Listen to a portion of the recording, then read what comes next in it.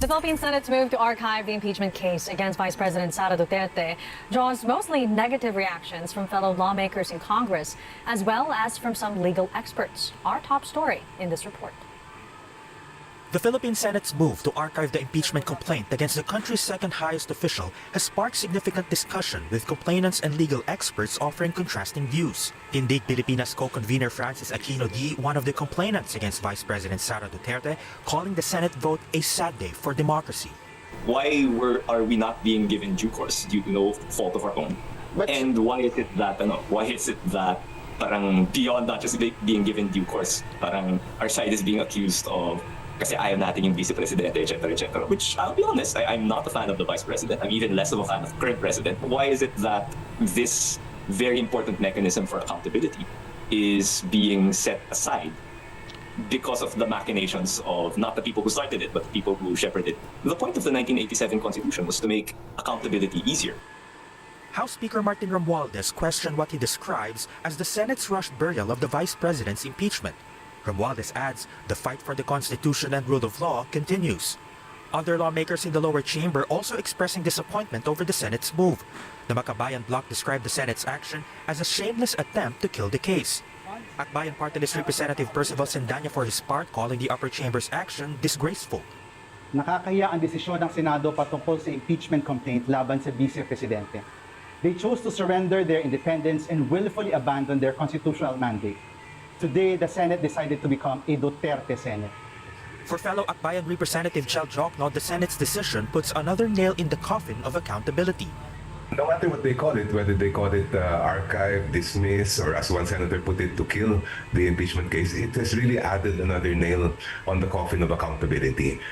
And that really is something that many of us were very sad about, because impeachment is all about accountability.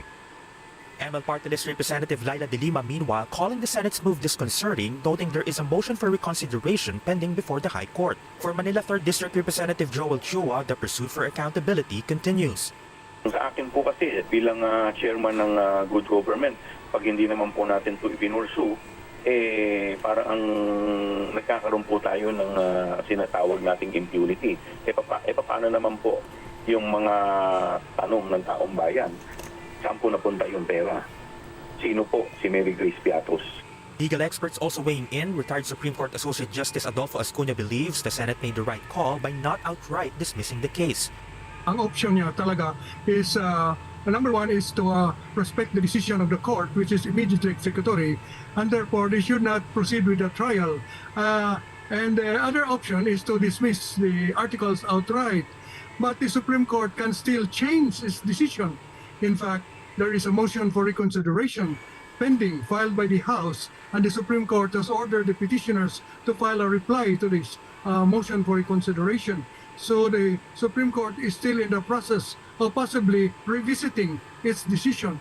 And therefore, out of respect for that process, the Senate should not dismiss outright the articles of impeachment. And so what it did was to put it aside first. Itabi na muna ito. Without dismissing it and without proceeding to trial. But former Integrated Bar of the Philippines President Domingo Cayosa warns bringing the case back may raise legal issues. It is tabled or it is archived seems pareho lang, but technically they will have a problem with archiving it, because if you look at the decision of the Supreme Court in this current case, if it is not reconsidered, the Supreme Court said, if you archive it, that they dismiss. So even if the Senate President says, we can revive this anytime, the Supreme Court reverses itself, most probably the camp of the respondent will say that's already been dismissed, and you cannot put it up again, because that will be violative of the one impeachment case per year rule.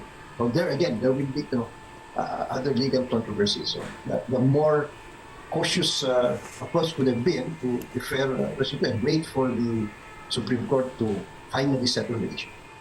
Both Ascuna and Cayosa also assert the Supreme Court's newly imposed rules on initiating impeachment make it significantly harder for lawmakers and even the public to go after impeachable officials. The spokesperson of the Senate Impeachment Court meanwhile clarifies the impeachment case against the Vice President is not dead, just inactive. Attorney Reginald Tongol says the case could be revived by a new Senate vote if the Supreme Court reverses its decision. It provides the Senate enough flexibility to still deal with the matter